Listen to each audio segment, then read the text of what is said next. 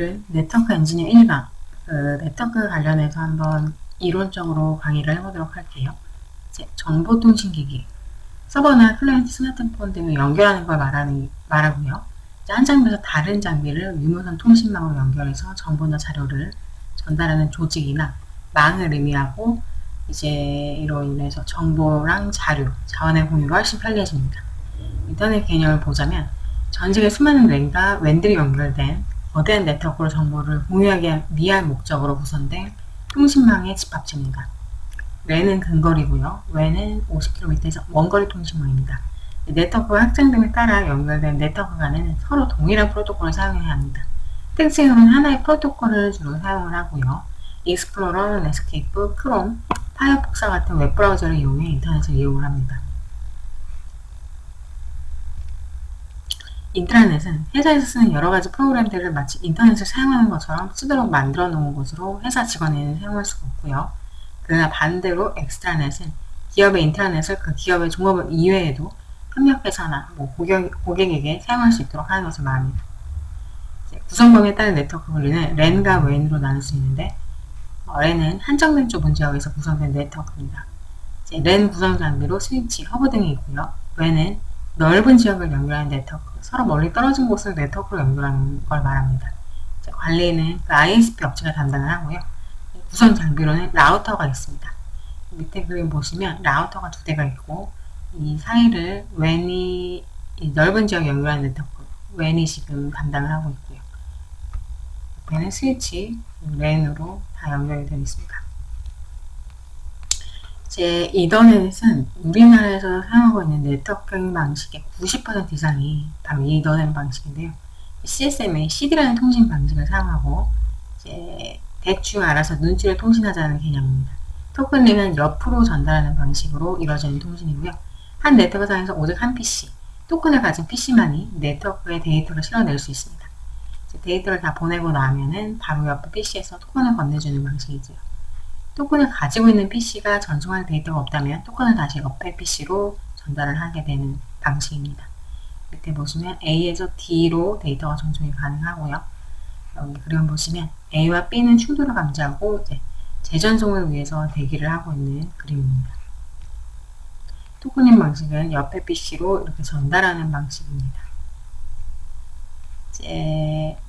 보시면 클라이언트가 두 명이 있고, 위에는 스위치, 라우터, 방화벽 이렇게 해서 인터넷이 연결이 되어 있고요. 이쪽은 무선 랜을 통해서 이제 클라이언트가 인터넷을 이용하는 모습으로 그림을 캡처한 겁니다. 한번 참고해 보시고요. 그러면 네트워크 기술이란 서버와 클라이언트의 정보가 오고 가는 다리 역할을 하는 기술의 총칭을 의미하는데요. 컴퓨터 네트워크는 데이터를 케이블에 실어 나르는 것을 의미합니다. 무선 랜은 전파로 데이터를 실어 나른다라는 걸로 보시면 되고, 랜은 기업이나 조직, 비교적 좁은 범위 안에 존재하는 컴퓨터 네트워크를 의미하고요. 랜 케이블을 이용해서 데이터를 전송하는 유선 랜과 전파를 이용하여 데이터를 전송하는 무선 랜으로 구분할 수 있고요. 밑에 보시면 랜 스위치란 랜 스위치는 랜을 구성하기 위한 네트워크 기기입니다. 작동 원리는 네트워크 OSI 참조 모델 바탕으로 작동하는데, 계층 구조로 나누어서 정량 모델로 요즘은 통신 규칙 몸이라고 생각하면 됩니다. 하위 계층, 물리 계층부터 상위 계층, 전송 계층으로 구성되는데, 1계층은 물리 계층으로 네트워크 케이블의 재질이나 커넥터의 형식, 핀의 나열 방법 등 물리적인 요소를 모두 규정합니다. 2계층은 데이터 링크 계층, 직접 연결된 기기 사이의 논리적인 전송로를 확립하는 방법을 규정. 3계층은 네트워크 계층이고요. 동일 또는 다른 네트워크의 기기와 연결하기 위한 주소와 경로의 선택 방법을 규정합니다.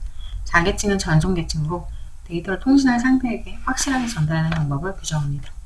5계층은 세션 계층인데요. 데이터를 흘려보내는 논리적인 통신로의 확립과 연결 끊기에 대해 규정을 합니다. 6계층은 표현 계층으로 애플리케이션 데이터를 통신에 적합한 형태로 변환하는 방법을 규정을 하고요. 마지막 7계층은 응용 계층이고요. 애플리케이션별로 서비스를 제공하는 방법을 규정을 합니다. 참조 모델 보시면 하위가 물리 계층, 1계층부터 계층부터 상위로 올라갈수록 실계층, 응용계층까지 이렇게 확인을 할 수가 있고, 프로토콜은 해당되는 게 이제 애플리케이션 프로토콜 5계층까지는 동일합니다. 4계층은 TCP와 UDP가 있고요. 3계층은 IP, ICMP, ARP가 있습니다. 2계층과 1계층은 이더넷에 해당이 되고요. 자, 그럼 프로토콜은 알아볼 건데, 네트워크 통신을 위한 통신 규칙을 의미합니다. 프로토콜의 역할은 데이터의 캡슐화와 캡슐 해제화를 하는 것인데요. 네트워크 통신에서 OSI 참조 모델의 계층을 넘어설 때마다 데이터를 캡슐에 넣거나 꺼내게 됩니다. 보시면 하위가 2계층부터 시작되죠. 위에가 5, 7계층 애플리케이션 데이터, UDP, DCP 헤더 추가, IP 헤더 추가, 이더넷 헤더 추가, 이렇게 캡슐이 좀 더 생성이 되는 것을 확인할 수 있습니다. 이더넷은 OSI 1계층과 2계층 기술 구성인데요. 유수한 네트워크의 경우 거의 대부분이 이더넷을 사용합니다. 이더넷은 네트워크 계층으로부터 받은 데이터의 프레임에 처음을 나타내는 프리앰블과 목적지, 수신자와 출발지를 나타내는 헤더, 비트, 오류 체크에 사용하는 FCS, 프레임 체크 시퀀스를 추가해서 프레임을 생성을 하는 건데요. 이더넷은 맥 주소라는 48비트로 된 식별자를 사용해서 이제 컴퓨터로 식별을 합니다. 그림 보시면 프레임 구조인데요. 프리앰블, 목적지 맥주소, 출발지 맥주소, 타입, 패킷, FCS 1계층 이루어져 있고 위에가 3계층 패킷, 여기까지가 이더넷 헤더에 속한다고 합니다. 그 다음 맥주소인데, 맥주소는 데이터 링크 2계층에서 통신을 위해 사용되는 48비트로 된 식별자고요. 8비트마다 하이픈이나 콜론으로 구분을 해서 16진수로 표기를 합니다. 상위 24비트는 전기 및 전자관계 기술자 단체 미국 전자학회의 기기의 제조업체별로 할당한 제조업체 코드라고 하는데, 해당 코드로 제조업체를 알 수가 있고요. 이제 하위 24비트는 제조업체가 기기별로 고유한 값을 할당한 코드로 이제 NIC에 해당되는 맥주소는 전 세계에 하나밖에 없는 고유한 값입니다. 맥주소가 이렇게 아니면 이렇게로 지금 표현될 수 있고요. 여기서 이제 앞에 이 부분은 상위 24비트는 제조업체 코드로 부르고 뒷부분은 하위 24비트 여기 제조업체 내부 코드로 보시면 됩니다. 이제 NIC는 네트워크 인터페이스 컨트롤러인데 이제 컴퓨터를 네트워크에 연결을 해서 통신하기 위해 사용하는 하드웨어 장치입니다. 흔히 우리가 네트워크 카드, 랜 카드라고 부르는 것이 NIC입니다.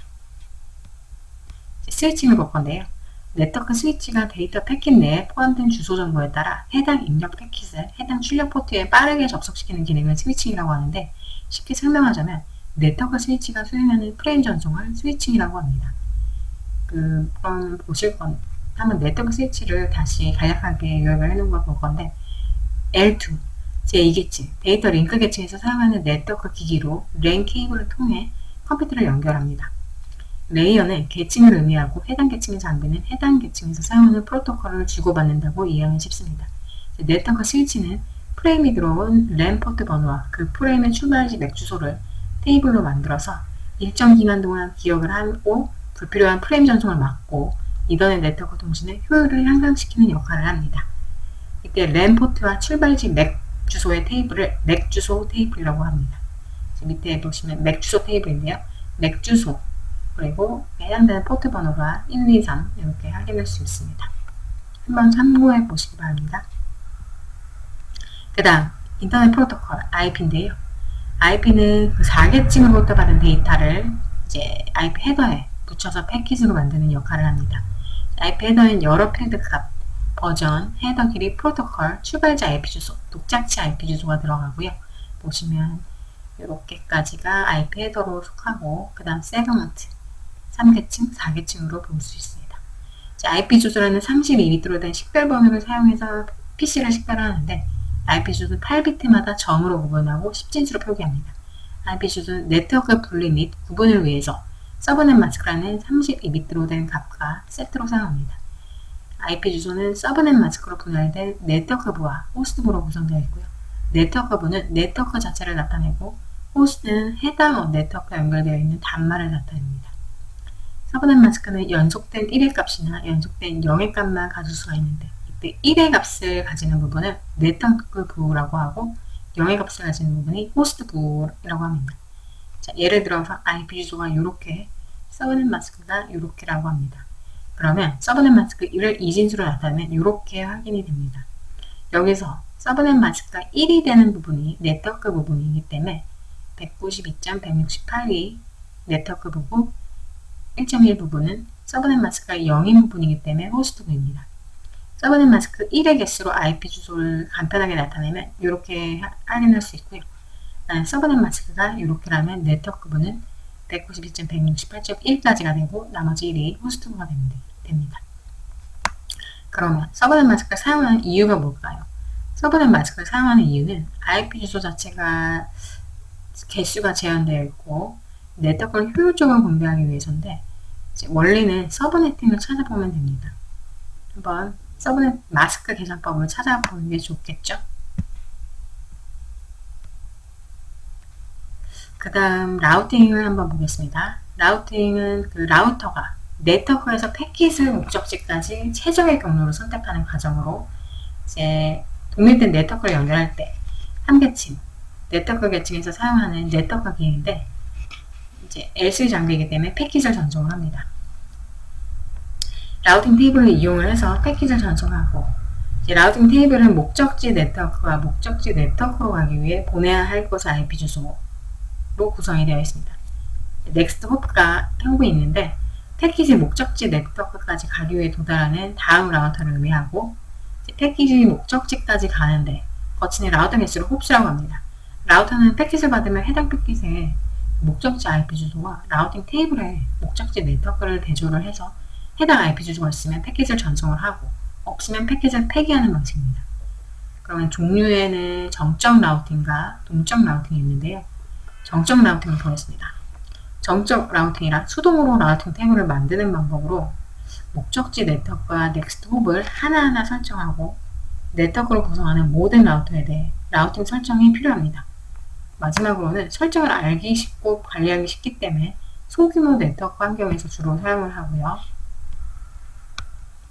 동적 라우팅은 인접하는 라우터들이 라우팅 정보를 서로 교환을 해서 라우팅 테이블을 자동으로 만드는 방법입니다.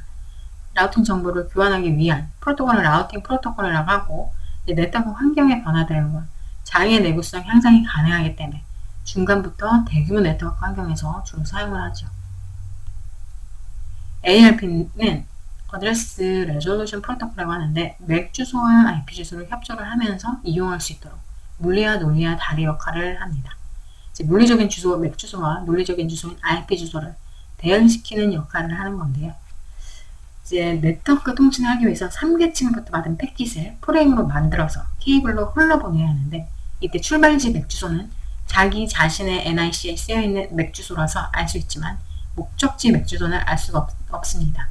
이때 ARP를 이용해서 IP 주소로부터 맥 주소를 구할 수 있는데 과정은 ARP 리퀘스트, 리플라이, ARP 테이블 이렇게 세 단계로 이제 구분이 되고요. 동일 네트워크 상에서는 수집된 ARP 테이블을 참고를 해서 프레임을 만드는데 다른 네트워크 간 통신은 기본 게이트웨이의 맥 주소를 ARP에서 조회를 해서 목적지 맥 주소로 등록을 합니다. 기본 게이트웨이는 자신 이외의 네트워크로 갈 때 사용하는 출구가 되는 IP 주소입니다. 보통 방화벽이나 라우터의 IP 주소가 기본 게이트웨이가 되는 경우가 많죠. IP 주소는 목적지까지 바뀌지는 않지만 맥 주소는 NIC를 경유할 때마다 바뀝니다. TCP와 UDP를 볼 건데 TCP는 Transmission Control Protocol로 전송 제어 프로토콜인데 IP와 함께 TCP, IP라고 불리고요. 4계층, 전송 계층에서 사용되는 프로토콜입니다. TCP는 데이터를 송신할 때마다 확인 응답을 주고받는 절차가 있어서 통신의 신뢰성을 높이고 웹이나 메일, 파일 공유 등과 같이 데이터를 누락시키고 싶지 않은 서비스에 주로 사용을 합니다. 그 다음 UDP인데요. User Datagram 프로토콜로 TCP랑 함께 데이터그램으로 알려진 단문 메시지를 교환하기 위해 사용하는 프로토콜입니다. 데이터만 보내고 확인 응답과 같은 절차를 생략할 수 있으므로 통신의 신속성을 높일 수 있고요. 예를 들면 DNS와 VoIP 등이 사용됩니다. 자, 그러면 TCP와 UDP 모두 포트번호로 서비스를 식별하는데요. 두 프로토콜을 구분하는 주요한 차이는 통신의 신뢰성이나 신속성이냐입니다. 애플리케이션 데이터에 TCP 또는 UDP 헤더를 추가를 해서 TCP 세그먼트나 UDP 세그먼트가 만들어집니다. 포트 번호는 그 컴퓨터 안에서 작동하는 애플리케이션을 식별하기 위해 사용하는 숫자인데 이렇게 6500, 65,535까지 숫자로 범위에 따라 용도로 정해져 있는데 세그멘트를 만들 때 해당의 출발지 포트와 목적지 포트로 들어갑니다. 요 1023번까지는 알려진 포트라고 해서 웹서버나 메일서버 등 일반적인 서버 소프트웨어가 서비스 요청을 대기할 때 사용을 하고요. 1024, 49,151번까지는 등록된 포트라고 해서 제조업체의 독자적인 서버 소프트웨어가 클라이언트 서비스 요청을 대기할 때 사용합니다. 그 다음 65,535번까지는 동적 포트로 서버가 클라이언트를 식별하기 위해 사용하는 건데요. 클라이언트에서 서버에 대해 요청을 보낼 때 출발지 포트로 랜덤으로 지정을 해서 보내게 됩니다. 그 다음 NAT와 NAPT, 이제 기업이나 가정의 랜에서 사용하는 프라이빗 IP 주소를 인터넷에서 사용하는 글로벌 IP 주소로 변환하는 기술입니다.